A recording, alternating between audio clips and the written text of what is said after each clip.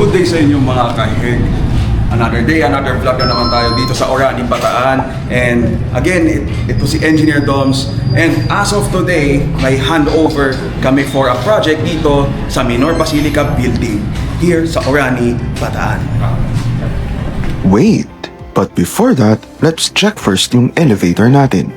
Gamit naming elevator is from General Elevator.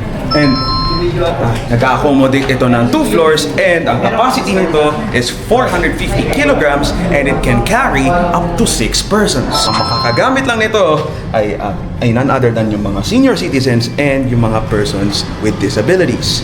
So, sinong mag-aakala na yung church na to ang mabibigyan ng services natin? Maybe God uses us as a tool para paglingkod tayo sa simbahan by doing our services. Bakit hindi pa namin tinatanggal yung sticker dito and dito sa pinto? Because ongoing pa din ang construction natin. Manufacturing and delivery date natin, typically aabutin tayo ng 100 days. But for this project, inabot lang po tayo ng 50 days. And sa testing and commissioning natin, and installation rather, typically inaabot tayo ng 60 days. But for this project, instead of 60, inabot lang po tayo ng 23 days. In other words, on time tayo sa project.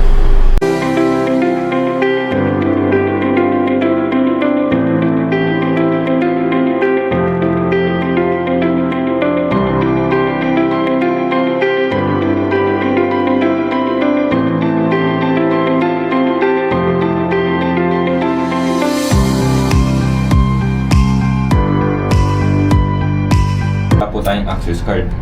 So for example, automatic po yan.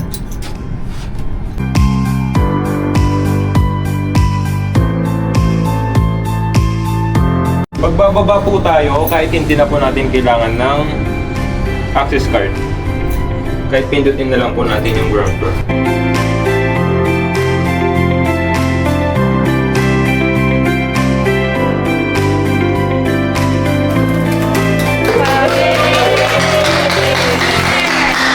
My father, thank you rin sa pagbuha sa ICG sa fighter ng elevator sa kanilang church.